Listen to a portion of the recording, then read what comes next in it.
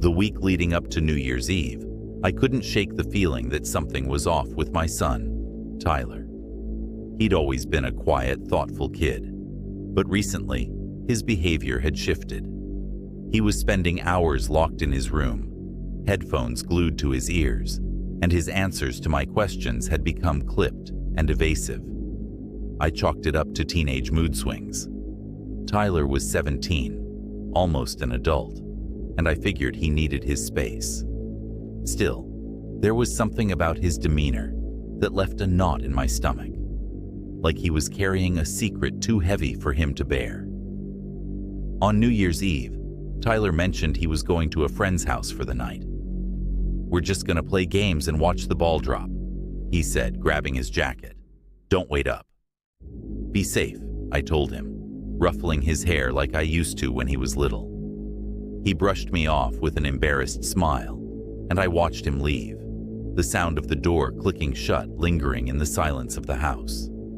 When he didn't come home the next morning, I wasn't immediately worried.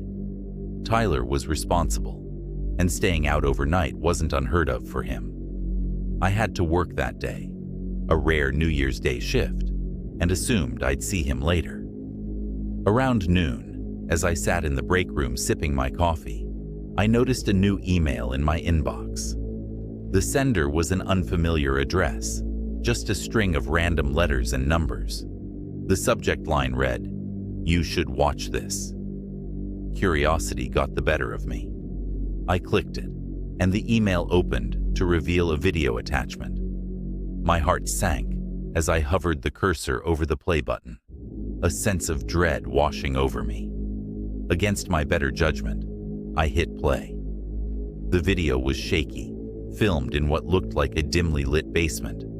It took a moment for my eyes to adjust to the grainy image, but when they did, I felt my stomach drop. Tyler was sitting in a chair, his arms tied behind his back and duct tape over his mouth. His face was pale, his eyes wide with terror. "Mom," a voice whispered, distant and distorted. "Save me." I froze, my breath catching in my throat. The video cut off abruptly, leaving the screen black. I called the police immediately, my hands trembling as I relayed what I had seen. They told me to stay calm, that they would send someone to my house. But how could I be calm? My son, my baby, was in danger, and I had no idea where he was or who had taken him. After what felt like hours, the police arrived. They began tracing the email while asking me questions about Tyler, his friends, his habits, anything that might give them a lead. That's when I remembered his recent obsession with his computer. "I think he's been talking to people online," I told them. Maybe this has something to do with that." With my permission, they searched Tyler's room. His computer was locked, but the officers brought in a specialist who bypassed the password within minutes. What they found made my blood run cold. Tyler had been visiting a hidden corner of the internet, a dark web forum filled with disturbing conversations and cryptic messages. It was clear he had been talking to someone, but the messages were vague, full of codes and symbols I couldn't understand. Hours turned into an excruciating day, and still, there was no sign of Tyler. I was on the verge of losing hope when an officer burst into the room. "We've tracked the IP address from the email," he said. "We think we've located him." The address led us to an abandoned warehouse on the outskirts of town. The police moved in swiftly, armed and prepared. I wasn't allowed to go inside, so I stood outside in the freezing cold, praying with every fiber of my being that they would find him alive.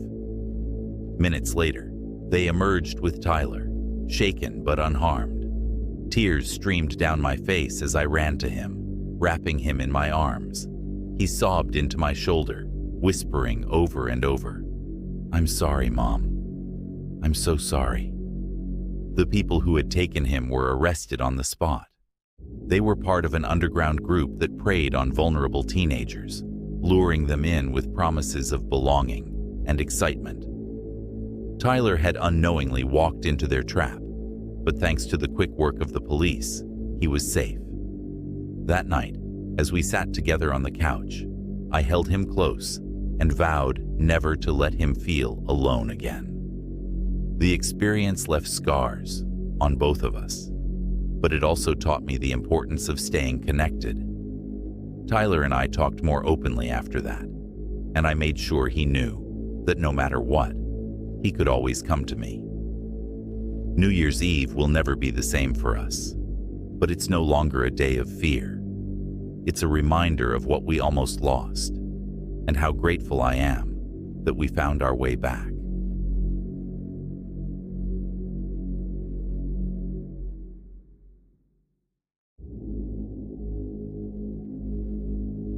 New Year's Eve was supposed to be a night to remember, and it was, but not in the way any of us expected. My friends and I had planned this night for weeks, a massive New Year's bash at one of the city's hottest bars. It was a steep $100 per person for entry, but it included drinks, food, and a DJ. The promise of a wild night made the price easier to swallow. At the last minute, I decided to bring my little sister, Anastasia. She had just turned 21 and was eager to experience the nightlife for the first time. She'd been going through a rough patch lately, work stress, a breakup, and I thought this could be a way for her to let loose. I promised Mom I'd keep an eye on her, though I didn't mention how chaotic this bar would be. The place was packed, a sea of glitter, noise, and bodies moving to the pounding bass. Anastasia stayed close to me at first, nervously clutching her drink and laughing shyly at my friends' jokes. By midnight, she'd loosened up, dancing with us and even chatting with a few strangers.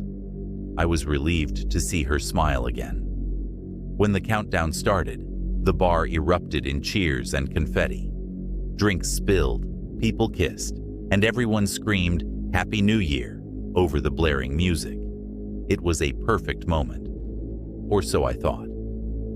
About 20 minutes after midnight, we decided to leave. The crowd had become suffocating, and we all agreed it was time to head home. As we gathered our things, I noticed Anastasia wasn't with us. "She was right here," I said, scanning the room. "She probably went to the bathroom," my friend Jake suggested. But something in my gut told me otherwise.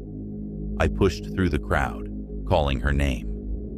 The bar felt impossibly crowded now, the air thick with sweat and alcohol.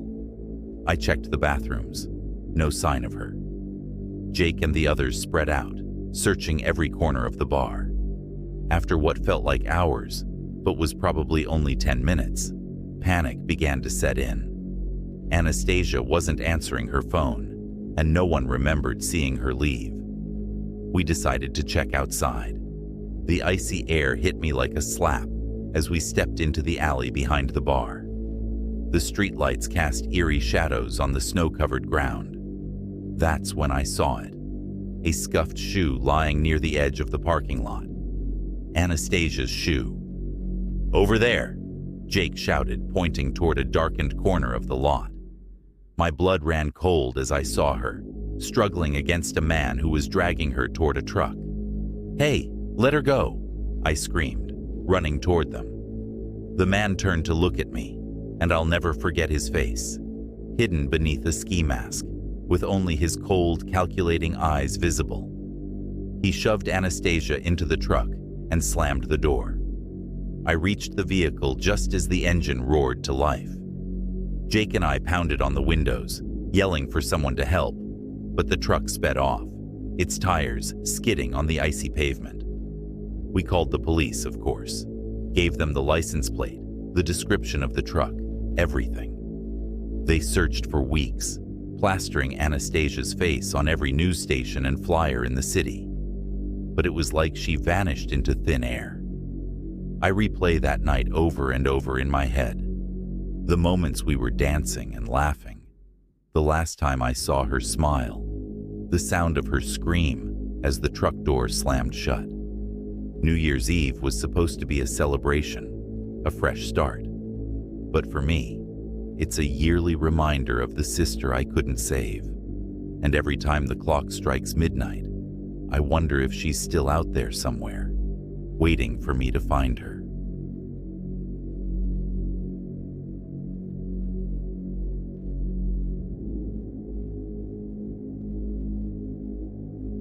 The noise-canceling headphones were a Christmas gift from my sister. Looking back, they're the reason I'm alive to tell this story.